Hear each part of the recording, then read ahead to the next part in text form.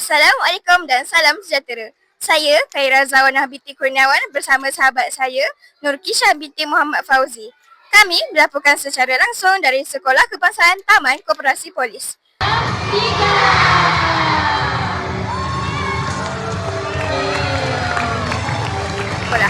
Selain itu, pihak sekolah juga telah membuat persediaan rapi bagi memastikan sesi persekolahan belajar lancar.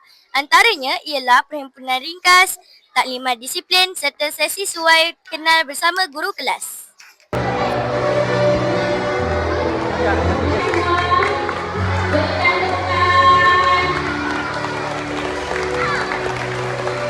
Suasana di sekolah hari ini kelihatan sangat meriah. Para pelajar hadir dengan penuh semangat.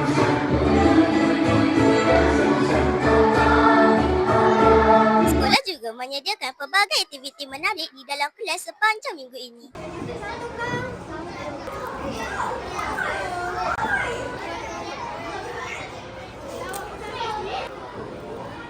Awak rasa gembira tak datang ke sekolah? Saya bergembira sangat suka datang ke sekolah. Awak rasa gembira tak pergi sekolah? Gembira sebab cikgu-cikgu datang sini baik. Apakah perasaan awak kembali ke sekolah? Seronok. Kenapa? Boleh belajar dengan mainan kawan-kawan. Okey, terima kasih. Apakah perasaan kamu kembali ke sekolah? Seronok. Kenapa? Kerana kembali belajar. Oh, terima kasih. Apakah perasaan awak kembali ke sekolah? Rasa happy dengan boleh main dengan kawan-kawan. Apakah perasaan awak kembali ke sekolah? Saya rasa seronok sangat kerana dapat membelajar. Terima kasih. Cikgu, stop kejap. Ya, apa? Cepatlah, saya ada kelas ni. Saya nak tanya soalan sikit boleh tak? Boleh. Apakah perasaan cikgu kembali ke sekolah? Perasaan saya excited. Excited? Ya.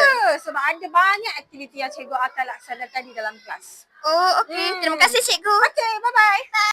Apakah perasaan cikgu kembali ke sekolah?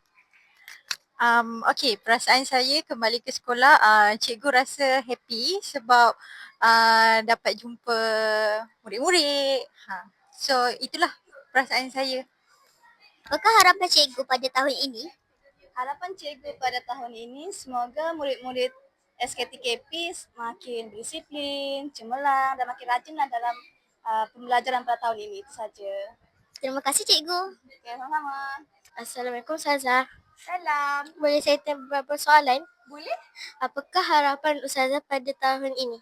Okey, harapan Ustazah supaya murid-murid sekolah SK Taman Koperasi Polis semakin berdisiplin, mengikut arahan, datang awal ke sekolah, memakai pakaian kemas, menjaga kebersihan. Banyak lagi lah. Sebab itulah ciri-ciri orang yang berjaya. Oh, terima kasih Ustazah. Sama. Terima kasih semua kerana sudah tonton video kami. Jangan lupa like, subscribe dan komen.